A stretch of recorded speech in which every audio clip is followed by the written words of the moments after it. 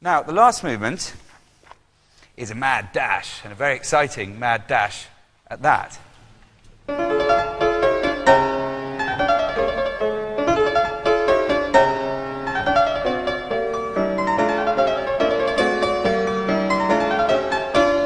Now, do you hear the way he just extends the end of the phrase? Ronna, perhaps you play it for us once again, this time putting in the cadence where it might be obvious.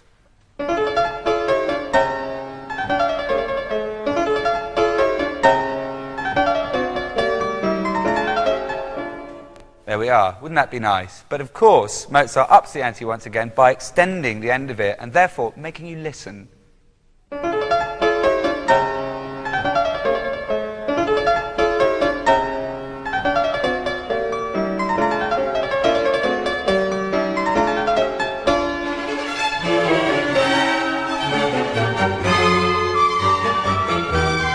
Make more space there, please, into that first forte dotted minimum. Yep, da, there. Okay, straight in on the orchestral entry, please.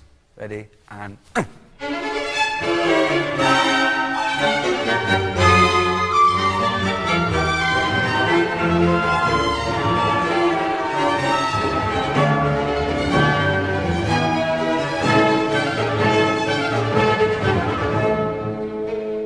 Now, the texture we're into here is pure Beethoven. This is exactly the kind of texture that Beethoven is justly famous for, creating an absolute frisson of energy and excitement out of just little kind of semitonal clashes.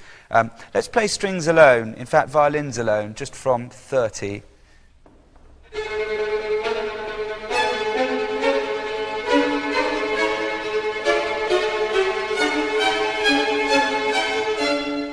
Then if we add the winds and brass over the top of that, you really get the sense of something that's building somewhere really extraordinary.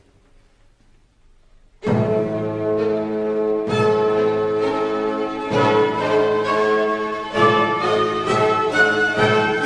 it's the bass's turn.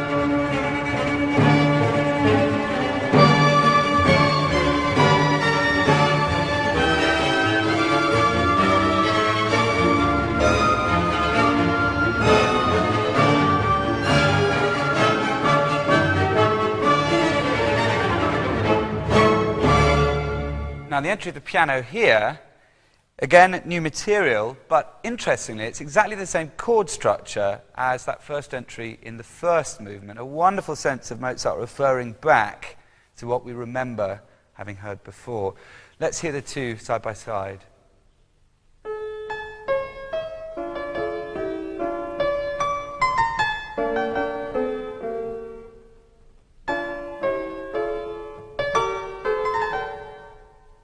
So by doing that, by putting those two themes so close together, he's ensuring that the audience are really listening, that they're engaging with their heads as well as their hearts, and patting themselves on the back for having jolly good memories. Now, the second subject in this movement is, well, it undergoes three transformations, very, very subtle ones, but enough to sort of distort it and change its character. The first one you get is in the nice sunny key of F major.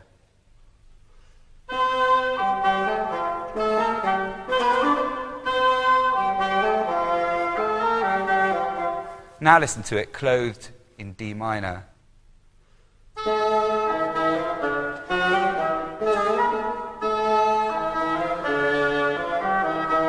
Did you hear how he sharpened it? Dee da da da dum ba da dum. Let's play it once more.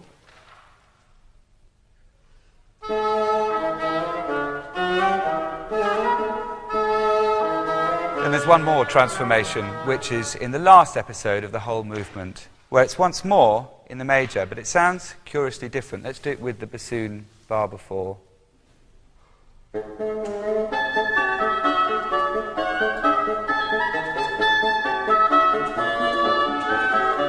There's something sort of forcedly jubilant about that, which we'll explore a bit more in a minute. I wanted to talk again about dialogue. Dialogue now very specifically between three players, between the piano, the flute, and the bassoon. Again, unimaginable, really, before Mozart.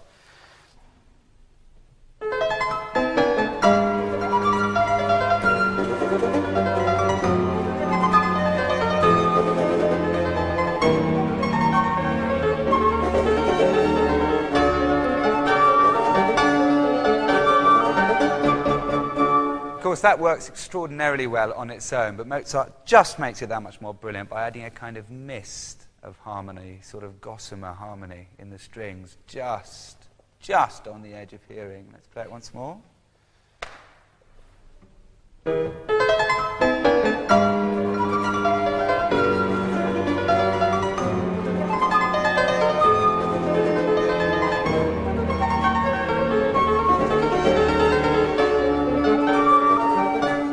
Now, there's another mighty cadenza in this movement. Very exciting it is too, I know, because I've heard more or less improvisation already that we're going to hear. But at the end of the cadenza, he comes back to the theme, exactly as you'd expect, but without the orchestra, which is not what you'd expect. And then he leaves us on a cliffhanger.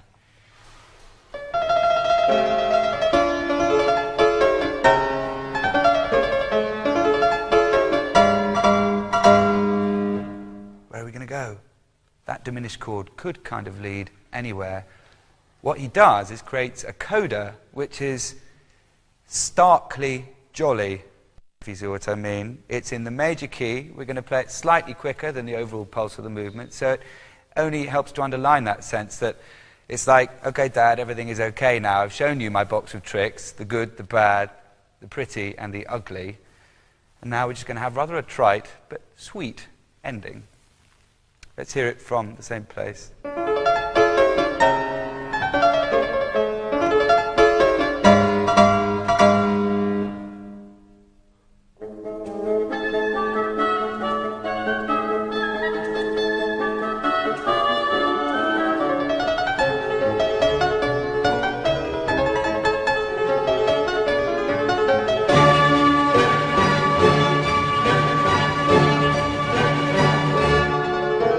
And as if just to complete this kind of nursery world analogy, this small child inside, you get these extraordinary sort of like toy trumpet moments, again, sort of out of the nursery, which come from nowhere, feel very bizarre, and I think can only be really understood in the light of this sort of view. Let's play from 395. Here they come. Bizarre.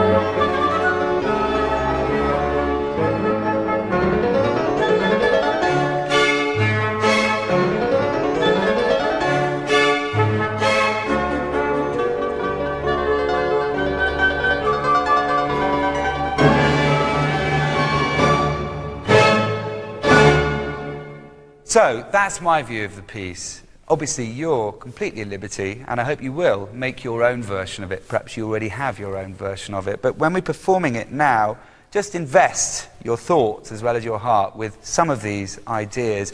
A composer, without doubt, at the top of his form, in full command of everything, able really to do anything. And the whole piece is a succession of moments when he's saying, look at this, and this, and this, another thing, another thing. That's what makes it so extraordinary.